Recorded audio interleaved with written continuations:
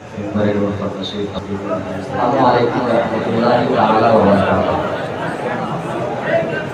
نحمده ونصلي على رسوله الكريم، اما بعد، اعوذ باللہ من الشیطان الرجیم، بسم اللہ الرحمن الرحیم۔ قال اللہ تبارک و تعالی فی شان حبیبہ المصطفیٰ واعتصموا بحبل اللہ جميعا، صدق اللہ مولانا العظیم۔ بارگاہ رسالت پاک صلی اللہ علیہ وسلم میں درود شریف پڑھیں، اللہم صلی علی محمد مبارک وسلم، صلو علیہ صلاۃ و سلام علیک یا رسول اللہ صلی اللہ علیہ وسلم۔ حضرات، آج کی اس پرنور محفل میں میرا موضوع کلام وقت کا سلگتا ہوا موضوع، یعنی اتحاد امت عصر حاضر کی اہم ضرورت۔ حضرات، اتحاد کی اہمیت ہر زمانے میں رہی، ہر دور میں رہی، لیکن جن حالات سے اس وقت پوری دنیا کے اندر امت مسلمہ پریشان حال ہے وہ کسی پر مبنی نہیں۔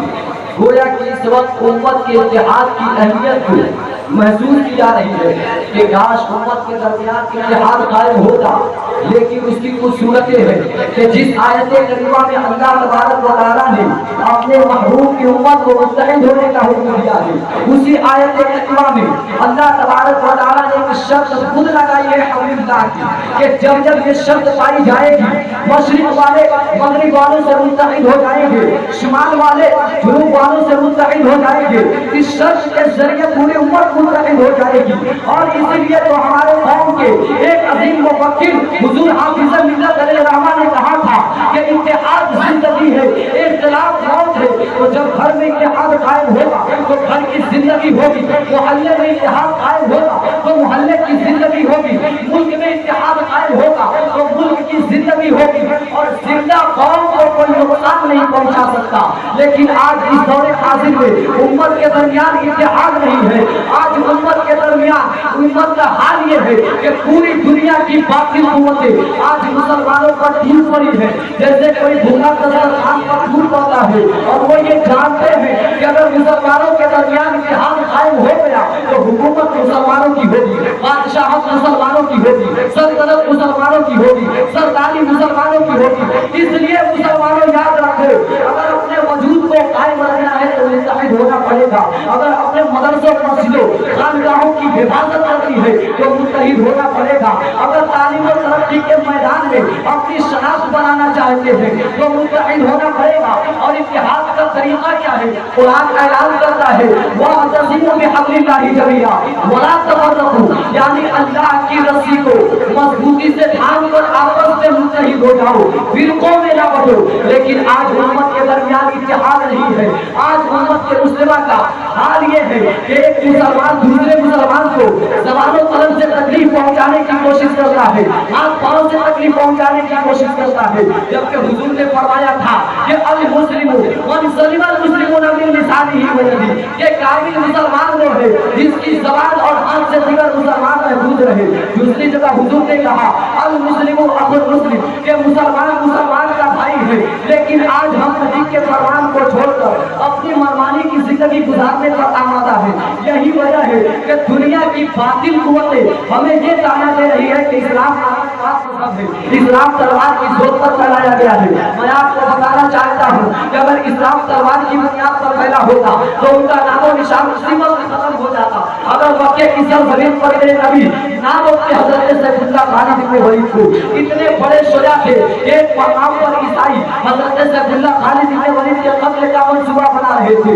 70,000 کے قریب عیسائی اس پانی کے اندر بیٹھے ہوئے تھے، بادشاہ بھی بیٹھا ہوا ہے، ان کا اسپیکر کھڑا ہوتا ہے، اچانک کانپنے لگتا ہے۔ بادشاہ نے کہا آج تک تجھے کانپتے نہیں دیکھا، آج تیرے جسم میں یہ کپکپی کیسی ہے؟ تو اس نے بادشاہ سے کہا کہ اتنے بڑے مجمع میں کہیں نہ کہیں مسلمان ضرور بیٹھا ہوا ہے۔ اس وقت ان عیسائیوں نے کہا تھا کہ اتنے بڑے مجمع میں ایک مسلمان کیا مرنے کے لیے آئے گا؟ کہا نہیں، مسلمان ضرور بیٹھا ہوا ہے۔ کہا پتہ کیسے لگے گا؟ کہا نبی کا واسطہ دے دو، مسلمان جہاں ہوگا کھڑا ہو جائے گا۔ اس وقت اس نے کھڑے ہو کر کہا تھا اے مسلمان، تجھے تیرے نبی کا واسطہ ہے، جہاں بیٹھا ہے کھڑا ہو جا۔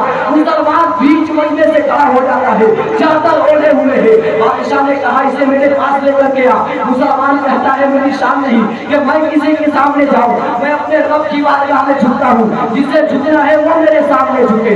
अब बादशाह खुद चल कर उस बुजुर्ग के सामने आ गया। कहा तू है कौन? कहा नाम मत पूछो, तुम्हारे कदम में लज्जत हो जाएगा, तुम्हारा दिल हिलने लगेगा। कहा नाम तो बता। कहा जिसके कत्ल का तुम मंसूबा बना रहे हो वो सैफुल्लाह खालिद इब्न वलीद कोई और नहीं मैं ही हूँ। हैरत में पड़ जाती है ईसाइयत कि जिसके कत्ल का मंसूबा बनाया जा रहा है वो हमारे सामने बैठा हुआ है। अरे मुसलमानों, वो तन्हा मुसलमान था जो अपने नबी की खैरत लेकर आया था, जो इश्क और मोहब्बत का इत्तेफाक लेकर के आया था। लेकिन आज मुसलमान आपसी इत्तेहाद और इत्तेफाक को तोड़कर गैरों के सामने झुकता हुआ नजर आ रहा है। आज आपस में दुश्मनी कायम करके गैरों के सामने कांपता हुआ नजर आ रहा है। वो पहले के मुसलमान थे जिनके अंदर इत्तेहाद कायम था।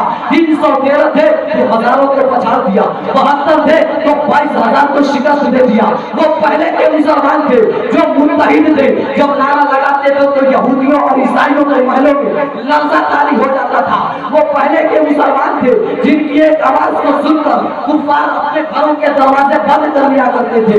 लेकिन आज मुसलमानों का हाल ये हो गया है कि आज अगर मुसलमानों के घर के दरवाजे पर 100 नंबर गाड़ी का हॉर्न बढ़ जाए तो मुसलमानों की नींद उड़ जाती है। आज मुसलमानों को सड़कों पर गोलियों का निशाना बनाया जा रहा है। आज मेरे मदरसों और मस्जिदों को तबाह बर्बाद करके वीरान किया जा रहा है।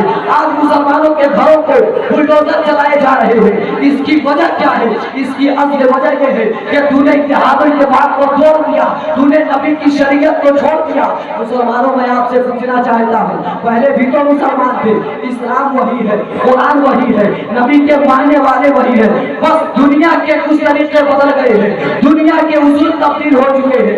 वो पहले के मुसलमान थे, वो जमाने में मौजूद थे मुसलमान होकर, हम खान हुए तारीख के थोड़ा होकर, घर से थोड़ा न कर तूने भुलाया होता, ये जमाना न जमाने ने दिखाया होता। हमें करनी है शहंशाह फतह की रज़ा जो, और वो अपने हो गए तो रहमतें के साथ